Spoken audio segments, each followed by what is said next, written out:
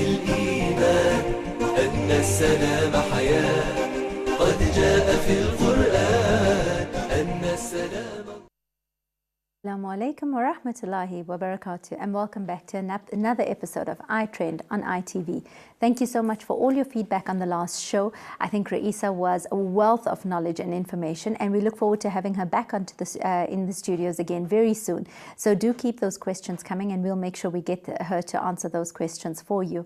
In keeping with looking after the month of looking after your body, your mind, and your spirit, I'm so honored to introduce to you our fabulous guest, Sister Dr. Joy Saville. Hi, Joy, and welcome to the studio. Zaheerah. Thank you so much. It's a pleasure being here. Joy, I've been in your company a number of times, and you radiate this light and this aura about you that it just makes it wonderful to be in your presence. Oh, wow. Thank you are a specialist in Unani Tib medicine. Yes, that's How did correct. you get involved in that? Well, my plan was actually to study medicine.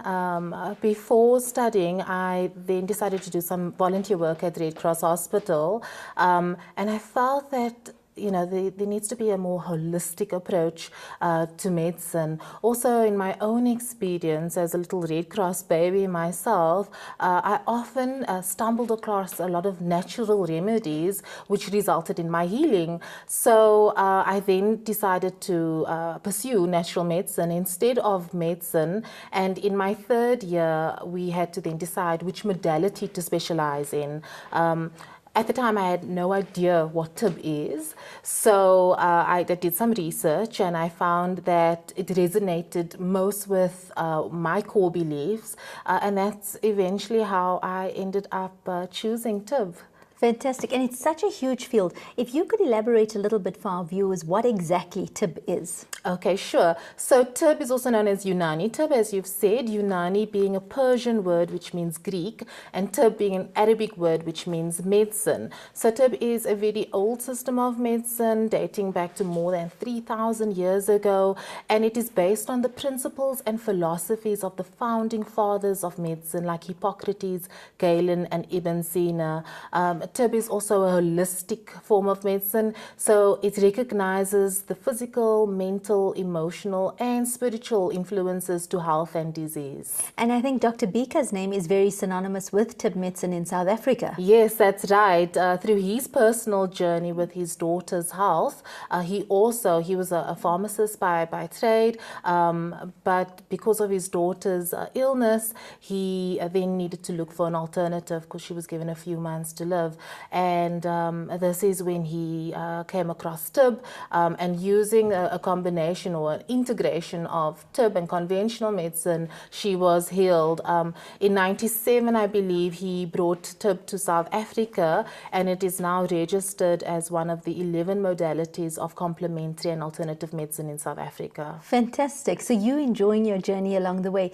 Recently, at one of the talks that you gave, you spoke a lot about emotional healing, and that was something that really caught our producers' ears and my ears, because I thought it resonated so much, not just with people who were going through illnesses, but anybody going through anything emotional. Yeah, definitely. Definitely one of the things that I'm so passionate about is emotional well-being.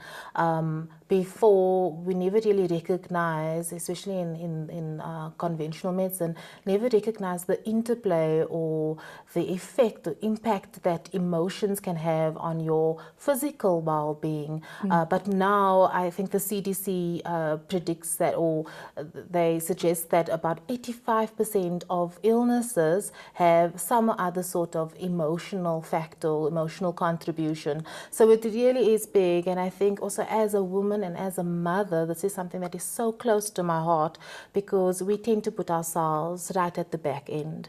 And this is not like a selfish thing, but we do, as women, we do need to take better care of ourselves. We are our own worst critics. We say such negative things to ourselves. We're always feeling like we're playing second fiddle, we're second best, we're not worthy, or we're not beautiful enough, or we're not thin enough. And so we really need to start speaking life back into our lives, because I believe that these words and these thoughts all contribute towards the manifestation of illness in the body.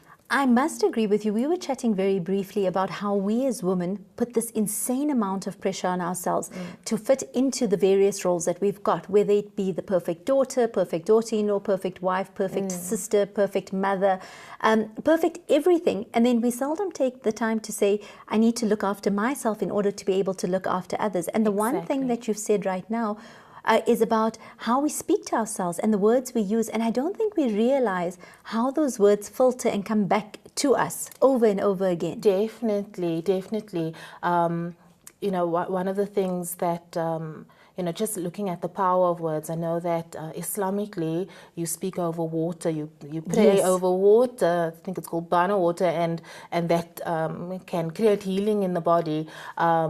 There is this doctor that did some research about the power of our words, and he looks at taking various samples of water, speaking different words over it. So he'll speak love and thank you and appreciation over some words, and then freeze that sample and view it under the microscope, and it forms these beautiful crystals. But over the words that he speaks, negative words over, like hatred and I'll kill you, it forms this haphazard structure.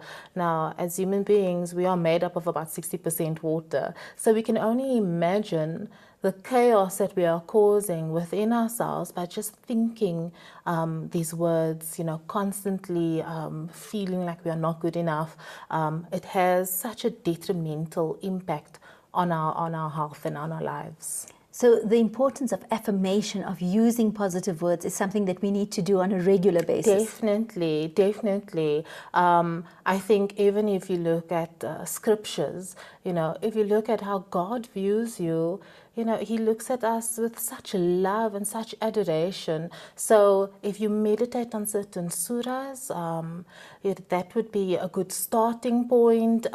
We were briefly talking about songs as well. So, you know, songs of worship and songs of praise. You know, meditate on these things because it often gives us insight on how this very big God looks at us.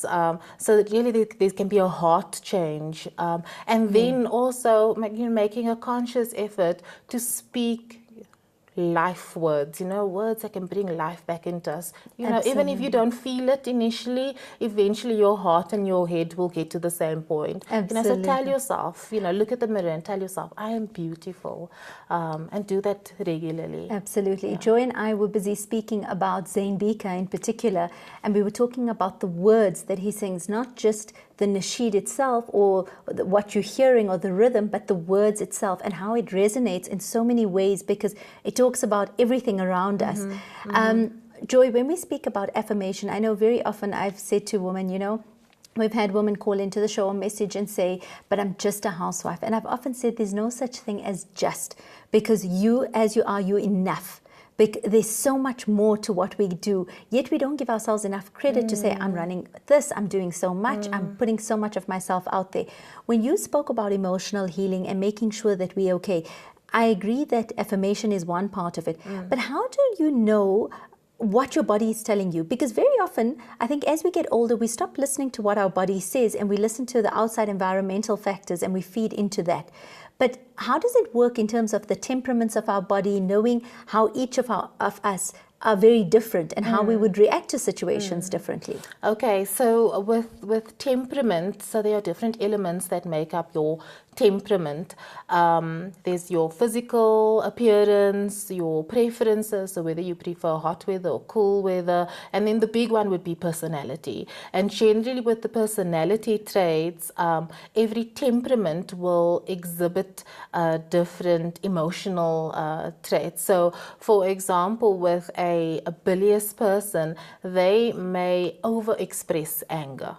And a phlegmatic person might under-express or repress or suppress anger. So just by knowing yourself, you will have the ability to heal yourself. And I mean, this is a big thing in TIB. So one of the big aspects is health promotion in TIB, so prevention of disease. The other is illness management, but prevention is always better than cure. Absolutely. So we always encourage people to do a temperamental evaluation. Your temperament will also then tell you what lifestyle is indicated and contraindicated for you. But again, just looking at this whole element of emotions and how it affects our bodies, I think definitely once you know what your temperament is, you'll know how to actively take steps to either, if we're looking at something like anger, which is something that I spoke about quite a bit, how to resolve either the overexpression or the repression and suppression, because either way it can have a negative consequence. Okay, so we encourage healthy expression of all emotions. So how do we encourage that in children? Because very often with little boys, we almost gender stereotype our children to say boys don't cry and boys need to be strong and boys need to grow up and you need to be a fighter. How do we teach our children to be in touch with their emotions and to express it in a healthy way so that it doesn't become damaging for them? Okay, I think that the best example for kids are the parents. Absolutely. Okay, so our kids will mimic our behavior. So if we learn how to express our emotions in a healthy way, they will follow suit. But there are also many ways of expression. So definitely encouraging your kids to partake in different arts, different forms of arts, whether it be painting and tell them, paint what you feel, or if they are a little bit older, they might want to do something written, keeping a journal. So there are many different ways of expression, but I do think that your parents are the ones, kids look up to you, model the behavior for them, you are paving the way for them. And I think that's exactly what we hear all the time is children will do what they see and not what they are told. Exactly. Fantastic. We'll be coming back to chat a little further with Joy about emotional healing and how to make sure we are well taken care of so that we're able to take care of our families better. Stay tuned as we go for a quick ad break.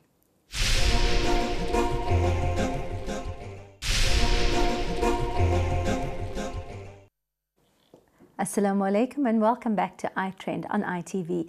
Very often many of the conversations happen off air and then we've got to remember that we need to still share that with you. Joy, we were busy discussing about anger repression and how to actually deal with it. You've mentioned off air a checklist to know whether our viewers could be repressing anger or holding anger in, because very often, like I find, if something upsets me, I'll end up just saying, oh, you know what, I don't actually even want to deal with it, just put it aside and then continue. Yes, so some of the signs to look out for, and I think that many women are going to be ticking these boxes here. So the one is if you are always busy. You always keep yourself busy. This is a surefire way to never have to deal with your feelings. Okay. The other is displaying addictive behavior. Now, this does not mean drug or alcohol. This can be a shopaholic or a food addict or an exercise addict. The other one is when little things annoy you. So your husband doesn't close the jar properly and you feel really frustrated about that. And this is because the deeper anger is finding ways, it's finding an outlet. So it comes out in these little annoyances and frustrations. I think a big one is not having boundaries. Okay, so never having the ability to say no, or not even knowing that you are allowed to say no. I think for women, we just take on so much upon ourselves, and we never draw up those healthy boundaries. And anger is actually something that allows us, when expressed in the proper way, it actually allows us to set up boundaries. Also, not being able to say no may stem from a fear of being rejected. So if you have a fear of rejection, and again, this could go back to your core core processing. So the way in which you were brought up, if you expressed a negative emotion as a child, you may have felt ostracized by your parents for expressing that emotion. So those are just some of the things that you can look out for to know whether or not you are suppressing or repressing your emotions. That's amazing, because I think, as you said, a lot of us may be ticking those boxes going, actually, that could be me, because we do that. We tend to get just focused into things and making sure everyone else is happy with us, and we forget that we need to deal with ourselves. What happens in cases like that from a tip perspective? I know we've often dealt with the medical perspective on our show, but from the tip perspective, in your holistic sense, if somebody out there has identified themselves and says, actually, I think I need help, what is their cause of action? Okay, so the cause of action, firstly, would be just identifying. So, I mean, like I said, we recognize, mental, emotional, spiritual, and physical influences, but we're not, professionals. We're not like, we don't do too much psychology, but we definitely recognize, and if we can deal with it ourselves, we do that.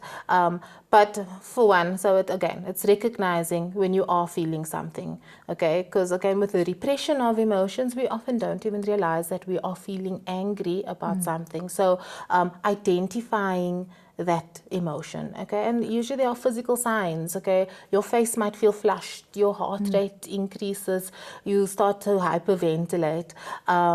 Then maybe doing some deep breathing exercises, okay, just to bring yourself, so just to calm the body down, and then we would encourage healthy expression, okay, so to tackle and to face that situation head on.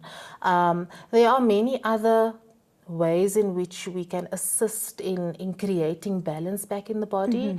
One of the, so with TIB, we say that everything in the universe is made up of various qualities of hot, cold, moist, and dry. So even when you express a certain emotion like anger, there is a definite increase of heat in the body. So in order to bring the body back into balance, we would then use opposite qualities. So we use qualities of coolness. So this could come in the form of a deep breathing exercise because it has a cooling and relaxing effect on the body, or it may come in the effect of using the appropriate medications that have those qualities. And Dr. Joy, food, I suppose, would also have a huge impact on the way we deal with our bodies. Definitely, and what we put into it. Definitely. So we know that the foods that we eat affect our molecules of emotions, and there is a doctor that did quite a bit of research on this topic of the molecules of emotion, and she said that neuropeptides, which is found in the emotional center in the brain, is also found throughout the body, and they're basically like little keys which fit onto a lock on the cell, and when they change the configuration of the cell, a cascade of events will then determine the function and the action of that cell. So these little locks are also found on your immune cells. There are lots and lots on your immune cells. So just our emotions affect our immune system. So the foods that we eat, they actually contribute towards the molecules of emotion, to which molecules are produced. Foods that, like I said, with something like anger, which is hot, you would then stay away from things that are too hot, you know. So chilies and garlics, if that is your nature, if you are hot-headed, okay, then don't have too many heating foods. Then you would go for cooling foods, cucumbers, you know, as cool as a cucumber, lettuce, so more salad-based foods. So in this way, you can also create balance just by using diet. Absolutely. One of the things that you are very experienced in, which I was very surprised with, is cupping, but not just cupping, sunnah cupping. Yes. How did you get involved in that? And your extent, because I mean, you've got such an extensive knowledge on sunnah cupping that I was very impressed with you. Yes. Okay, so with sunnah cupping, I'm very fortunate to work with Professor Rashid Beaker, and so I do a lot of research on TIB.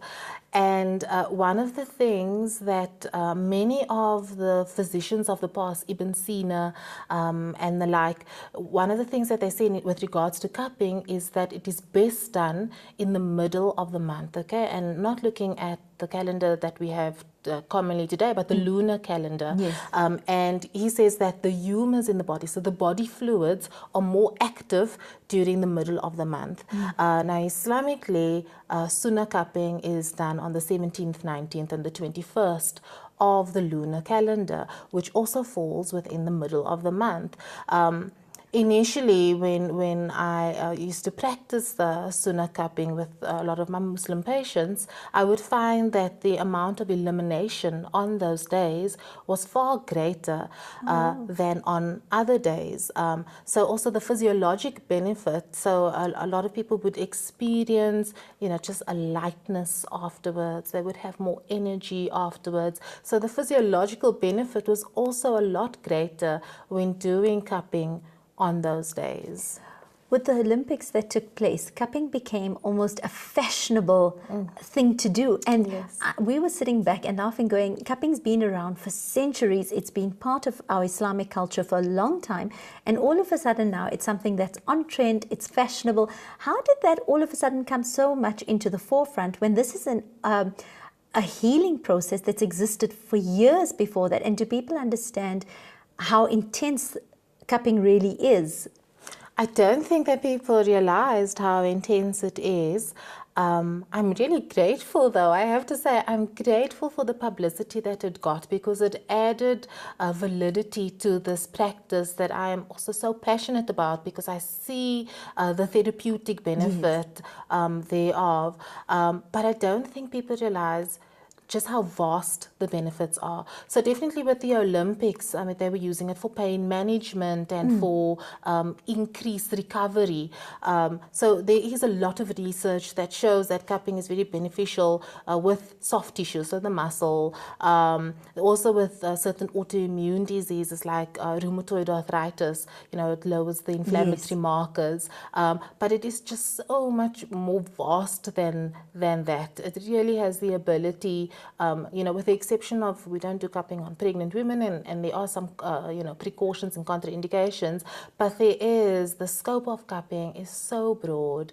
And I do think, just again, in terms of health maintenance, it is something that we should be doing on a regular basis. So how often would be a regular basis for someone who's just generally busy working, someone in the corporate world who feels things are getting hectic, to take our time in that middle of the month? Is it just once a month, or is it 3 times a month? How often does it work? Okay, so the recommendation for Sunnah cupping would be monthly. But we don't all have the time to go and have cupping done on a monthly basis. So I would definitely recommend having it done at least twice a year. Okay, and this is the bloodletting cupping. Okay, so the Sunnah cupping is where we make fine incisions in the skin and we eliminate a small amount of blood.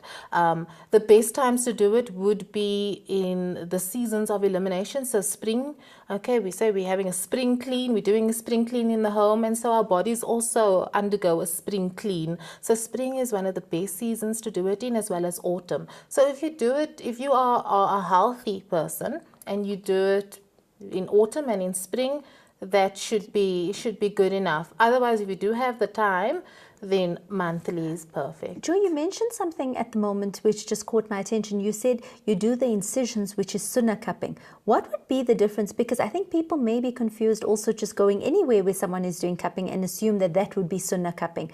What is the difference between Sunnah cupping and general cupping? Okay, so Sunnah cupping, like I said, it is done on specific days of the month, 17th, 19th and 21st. Yes. Also, there are prescribed Sunnah points, so the points that the Prophet, peace be upon him, used.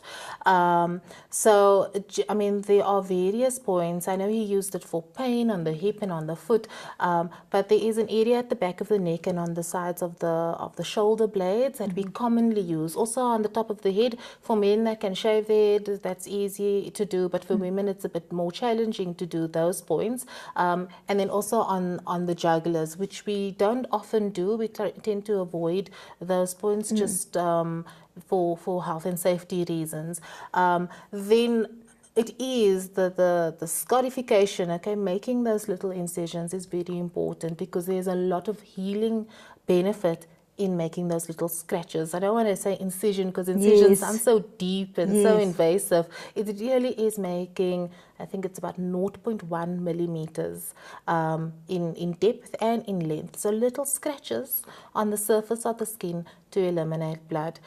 Sunnah cupping would not be dry cupping, which is simply putting the cup on the skin and creating a vacuum and leaving it like that. There needs to be the scarification on the specific dates, on certain points. Fantastic. Joy, it's always such a pleasure to be around you and to always be in your company and to learn so much from you. I think I take something different every single time I meet with you. Thank you so much for joining us on air. It's been such a pleasure to be with you. Thank you so much, Zaheerah. It's been awesome being here. And we look forward to actually learning more. I can't believe how quickly the time goes because there were so many more questions that I had. But I have no doubt that if there are any questions, if there's anything that you'd like to know further, you're most welcome to email our producers and we will forward it on to Joy, who will then be in touch with you, I'm sure, and answer the questions that anyone has got. With pleasure. Thank you. Thank you so much. Stay tuned. We'll be going for another ad break, and when we come back, we've got another treat for you to show you some talented artists from around the Muslim world.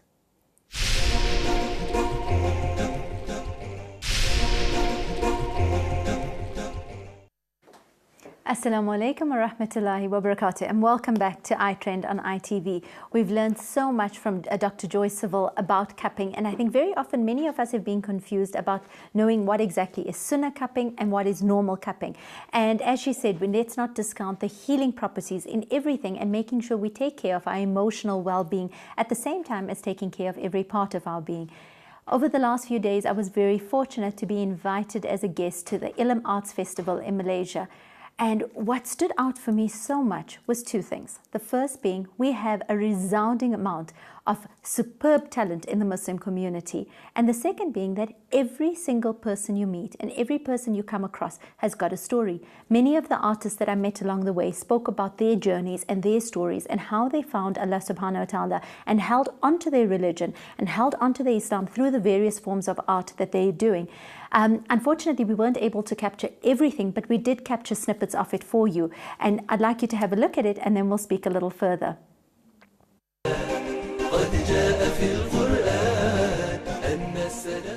Hey, it's Maria Idrissi. I'm from London and I'm here in Kuala Lumpur for the Ilm Arts Festival. Assalamu alaikum. My name is Anita Rai. I'm here at Ilm Arts Festival. Wallah, alhamdulillah, first of all I'll say, tawfiq is from Allah subhanahu wa ta'ala. You put in the hard work, as Allah subhanahu wa ta'ala says, Inna Allah la yudhi'u ajra man ahsana amala. Allah subhanahu wa ta'ala does not let the person that puts in the good deeds just go to waste. So you make tawakkul ala Allah and you put in the hard work. I'm here with Zaheerah from iTREND on ITV. Assalamu alaikum, my name is Faisal Salah. I'm a singer, songwriter, beatboxer, composer, and all-round kind of crazy guy. But this time I'm here at the Ilm Arts Festival with this beloved family of creatives and just wonderful human beings from all around the world. Assalamu alaikum. My name is Idris Kamisa. You can see the excitement around here. I've come for the Ilm Arts Festival. It's a unique program with diverse individuals from throughout the world. Assalamu alaikum wa rahmatullahi wa barakatuh. It's your brother Yahya Ibrahim. I'm honored to be able to speak to my ummah and community in South Africa. It's always a place that I love to visit, even though sometimes it's short visits. I pray that Allah subhanahu wa ta'ala continues to bless and prosper the ulama and the people who lead our brothers and sisters to righteousness. I'm here to talk about tolerance, and one of the things I think that confuses Muslims is how much and how little do we expect of other people. It's very easy to expect other people to be gracious and generous and compassionate with us. It's a much more difficult feat to be able to give that unto others. Assalamu alaikum, South Africa. My name is Sajid and this is my wonderful wife, Shazia. She's my first wife and my only wife. So alhamdulillah, very blessed here. We want to share with you about the Ilm Arts experience. It's an amazing event that's taking place around the world, alhamdulillah. We've done it in Australia, we've done it in Malaysia on 2 occasions now. We've done it in the Middle East, in Kuwait, and we're bringing it to South Africa. We know you will love it because we're bringing the best of Muslim talent under one roof. And we want you to be part of it, inshallah. Yo, assalamu alaikum, this is Ahmad Ali. I'm a storyteller based in New York City. And I was telling people today, like, one of the cool things about the Ilm Arts Festival is it's collaborative in every sense of the phrase. There's a reason why these artists are here. And it's about collaborating art. And it's not even just the artists, it's the audience as well. When I'm on stage, I'm doing my thing, I feed off the vibe of the energy of the audience. So I'm good and I'm successful and this rapper is good and this poet's good because the audience is good as well. So it's not just artists on stage that are creating something, it's the people in the audience as well. So the artists are not just on stage, they're the audiences as well. And that's what makes Ilm's Arts Festival so beautiful, is that collaboration. There's truly, I've been all over the world, there's truly nothing like the experience. Assalamu alaikum, I'm Zubair and that's Raisa. We're here from Brisbane, Australia. We've come to see some of the amazing artists and the lineup that they've got for the next couple hours. We're really excited to get a good view from insight into speeches, into poetry, into amazing artists. It's just a phenomenal event to be part of and we're really excited to be here. Assalamu alaikum wa rahmatullahi wa barakatuh, people of South Africa, my brothers and sisters, mashallah. My name is Daoud Butt and I'm here in Malaysia, Kuala Lumpur, for the Ilm Arts Festival 2016. Okay, I'm here for the Ilm Arts Festival in Kuala Lumpur in Malaysia. This is the second time it's happening this year. The first ever Ilm Arts Festival was a year ago in KL, and I had the pleasure and honor really to not only be an artist on the program, but actually be involved with the shaping of it and curating of it as kind of the artistic kind of programming and directing of it. I grew up thinking sexy is beautiful. The more skin I expose, the skankier I pose. The sheerer the material, the bigger the reward, the better the deal. I wanted to be wanted. I thought a perfectly groomed face, body hugging, glitters and lace will make me desirable, demandable, enviable, lovable. I pierced my body numerous places. Had it been my temple, I'm sure I caused it too many disgraces. I wanted to look tough. I wanted to show I was rough. Had it not, that tattoo is permanent. I'm pretty sure the one I have is uber malignant. I was not jahil. I was not ignorant. I know, my God, I know. I was just obscurant. I was concealing me from the truth obliterated so I can convince myself to focus more on being wanted by men than to impress the creator of men. I was too worried and disabled. I was anxious and somewhat troubled. I fear I was invisible. I scum my body and soul with derailed ideologies of lifestyle. I divert my akhirah objectives to worldly things I thought worthwhile. I do things even I hate, so I can please people I don't even like, who I knew would never anyways, no matter how vigorous I tried. I just wanted to fit in. And the easiest way to be accepted was by being popular. Beautiful people are popular, desirable people are popular, hip people are popular. You have to have something to offer so you can be popular. I don't want to be popular. I just wanted to fit in. Anywhere.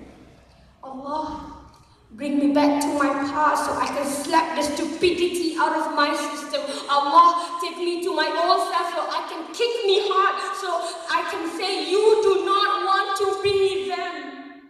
I have no answer to you than what had been written in Quran. I just don't know, man. I just can't even if I want.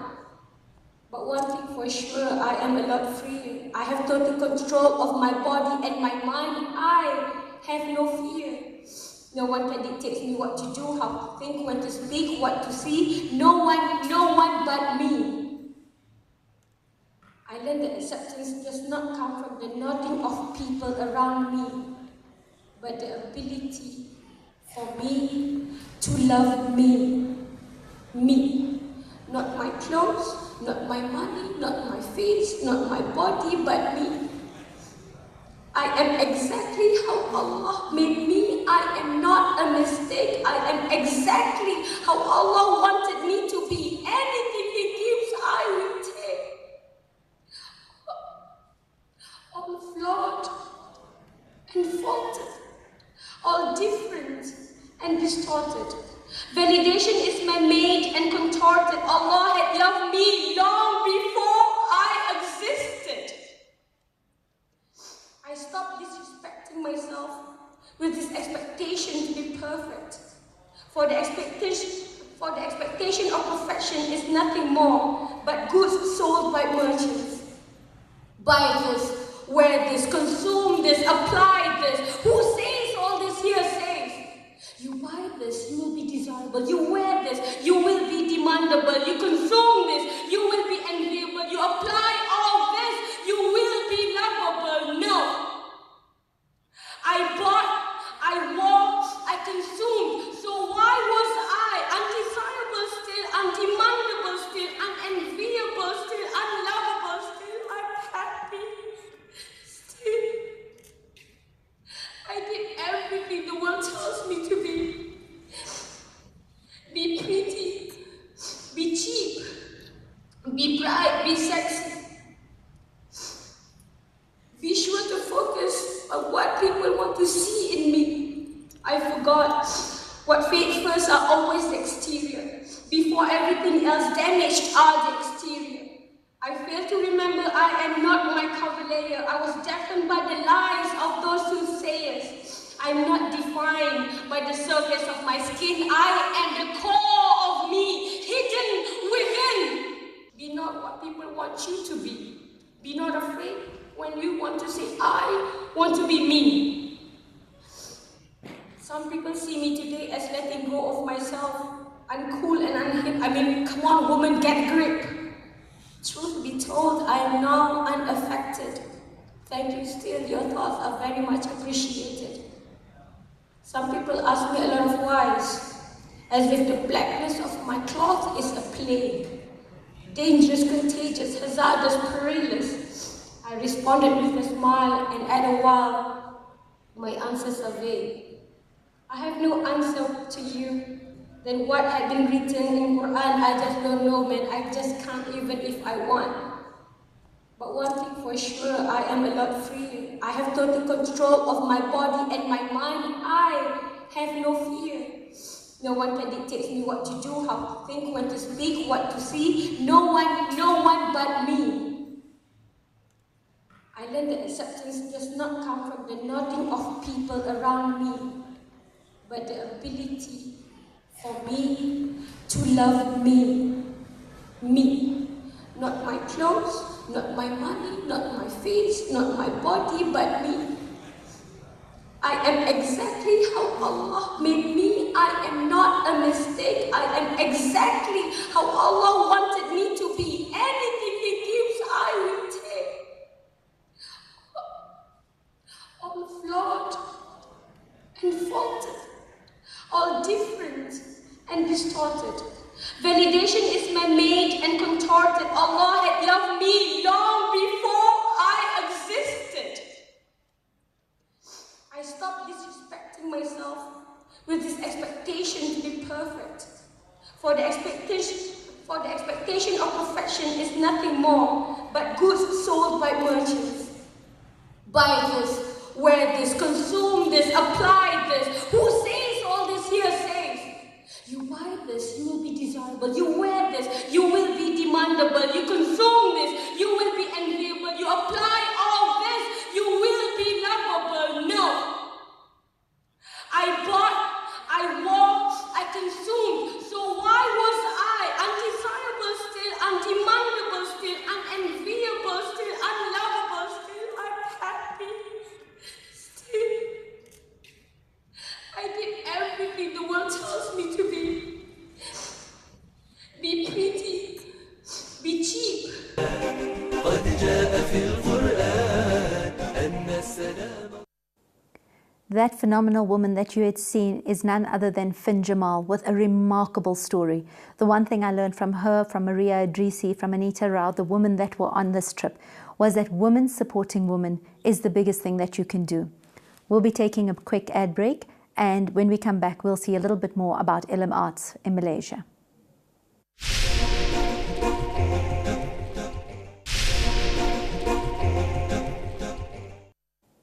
We're crossing back to our footage from Ilm Arts in Malaysia. You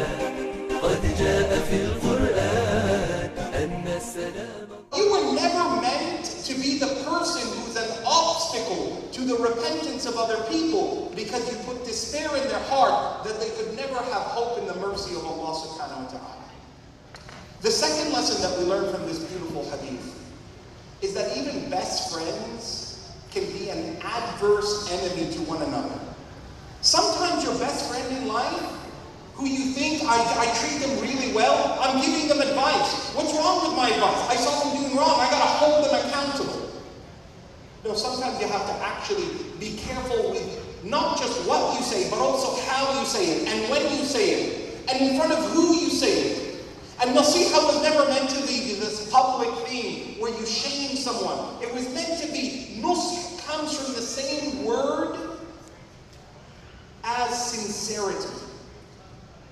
To give advice, it's the same word in Arabic to mean to be sincere. And therefore Allah tells us in the Quran, يَا أَيُّهَا الَّذِينَ آمَنُوا تُوبُوا إِلَى اللَّهِ تَوْبَةً نَصُوحًا. Sincere tawbah, not an advice. That sincerity, it was always meant to be one-to-one. And number three, the Prophet ﷺ gives us this golden word of advice. And it's a process that you and I should always consider whenever we find something confronting, objectionable. Prophet ﷺ would say, if you have nothing good to say, then be quiet, silent, sallallahu alayhi wa sallam. Silent until you're able to change. And there were moments in the life of the Prophet ﷺ where he saw two people doing something sinful and he never spoke to them. One vivid hadith is in the moment where two of his Sahaba, Radwanullahi alayhim, in his blessed masjid, in front of his blessed presence, sallallahu alayhi wa sallam, where Allah orders to lower our voice and to be hushed in our discussion, in front of him and in his masjid, they began to curse and abuse and yell at one another. And the Prophet is sitting there, sallallahu alayhi wa sallam, and the Prophet turns to the companion seated next to him and he says, Wallahi inni a'lamu kalimatan. I know one word that if they were to say it, لَذَهَبَ عَنْهُمْ. If they were to say what I'm going to tell you now, the thing troubling them to make them go so far like this would depart from them, meaning the shaitan. أَعُوذُ بِاللَّهِ مِنَ الشَّيْطَانِ الرَّجِيمِ. But of the greatest hikmah in this hadith is that the Prophet never stood up and went to them and said, hey, say أَعُوذُ بِاللَّهِ مِنَ الشَّيْطَانِ الرَّجِيمِ. Because sometimes you got to let people do the wrong. And I want you to take three things. All of them relate to tolerance. You were never meant to be the critique of others. And any time you see something that you don't like, because our deen says it is reprehensible, the Prophet ﷺ teaches us in the Muttafaqun alayh hadith, you have three options. If you're in charge of it, if you have power over it, it's your duty, it's in your authority, then change it. And if you don't have that power and authority, but you have an ability to write a letter, send an email, give a phone call, send an SMS, give a recommendation, do it. And if you don't have that, no one's going to listen to you, it's not something that's within your power, then dislike it in your heart, and that's a weakest level of faith. But you were never meant to be the person who's an obstacle to the repentance of other people because you put despair in their heart that they could never have hope in the mercy of Allah subhanahu wa ta'ala. The second lesson that we learn from this beautiful hadith is that even best friends can be an adverse enemy to one another. Sometimes your best friend in life, who you think, I treat them really well, I'm giving them advice. What's wrong with my advice? I saw them doing wrong, I gotta hold them accountable. No, sometimes you have to actually be careful with not just what you say, but also how you say it, and when you say it, and in front of who you say it. And nasiha was never meant to be this public thing where you shame someone. It was meant to be, nusr comes from the same word as sincerity. To give advice, it's the same word in Arabic to mean to be sincere. And therefore Allah tells us in the Quran, يَا أَيُّهَا الَّذِينَ آمَنُوا تُوبُوا إِلَى اللَّهِ تَوْبَةً نَصُوحًا. Sincere tawbah, not an advice. That sincerity, it was always meant to be one-to-one. And number three, the Prophet ﷺ gives us this golden word of advice. And it's a process that you and I should always consider whenever we find something confronting, objectionable. Prophet ﷺ would say, if you have nothing good to say, then be quiet, silent, sallallahu alayhi wa sallam. Silent until you're able to change it. There were moments in the life of the Prophet ﷺ where he saw two people doing something sinful and he never spoke to them. It's always a pleasure and an honor to stand before my brothers and sisters in Kuala Lumpur in Malaysia. حتى يسأل عن أربعة, until he is asked about four things. عن عمره فيما أفناه. He'll be asked about his life, the years that he spent on this earth, and how he spent those years. عن جسمه فيما أبلاه, about his body and how he consumed it. عن علمه ماذا نفع به, about his knowledge and how he benefited with that knowledge. وعن ماله من أين اكتسبه وفيما أنفقه, and about his money, where he got it from and how he spent it. This narration sets us up for something extremely important, that on the day of judgment, your worth in the sight of Allah is not how many years you lived on this earth, it's not how much knowledge you have, it's not how much money you have, it's not how strong you were, it's not how famous you were, it's not what position you had, it's what you did with what Allah gave to you. Your worth in the sight of Allah is how you exemplified and reflected the attributes that He showed to you. Your worth and your being deserving of His mercy is reflected in how much mercy you showed to His creation. Dear brothers and sisters, each and every single time we look in the history of the Prophet ﷺ and we see these people that entered into paradise for actions that we might deem insignificant, things that we don't see to be very big. A woman that filled up her shoe with water and gave it to a thirsty dog. A man who removed something harmful from the road. A man who, when he used to sleep at night, he used to purify his heart of all grudges that he had towards people and ask Allah to forgive those people. These are actions that we might deem small, but Allah accepted them and Allah noticed them. And each and every single time we see one of these pious friends of Allah, these awliya of Allah that are being spoken to us, that are being spoken of by the Messenger sallallahu alaihi wasallam, they are spoken of in the context of benefiting people. We're sorry about some of the repeats in the production. That was Sheikh Umar Sulaiman that you saw towards the end. And unfortunately, due to time constraints, we aren't able to share everything with you. Regardless, it was a phenomenal Congress that did attract a number of youth in the community. We do hope that this is something that will come through to South Africa as well, because the messages to the youth were so strong. It was about holding on to your deen, finding something that you can hold strongly onto, and letting that carry you forward. As we've heard with Dr. Joy, and we heard Sister Finn saying, and we heard a number of speakers saying, every single one of us is blessed with some talent. Every single one of us is blessed in some way. And what we do with this and how we take it forward and how we live our lives is what's going to be the testimony that we hand over to Allah subhanahu wa ta'ala. So hold strongly to that. Also believe and understand that every single person that we are meeting has a story, is walking their own journey, and is going through something or the other. When I heard these stories of these artists, I realized everyone carries a story with them, and we need to be gentle and kind as we walk along our journey and with the people that we meet and the people that cross our paths. It has, as much as I saw the talent that has come across the world, I have no doubt that we have just as much talent sitting in our own country, and we need to find these youth and encourage them to hold on strongly to it and make it a source of enlightenment for people around them. We thank you so much for joining us on air. I know that the Witbank Family Fete is coming up on this Sunday, and we wish them all the best for their journey, and we look forward to seeing pictures of their fundraising event on Sunday. But thank you so much for joining us. Remember, be kind, be gentle along your journey with others, and we look forward to seeing you next week, same time, same place. Assalamu alaikum wa rahmatullahi wa barakatuh.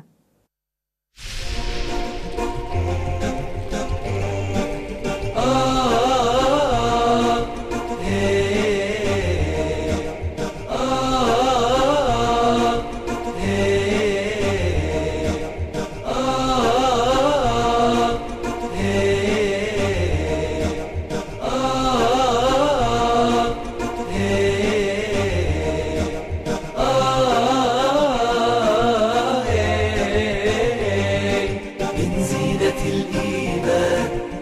أن السلام حياة قد جاء في القرآن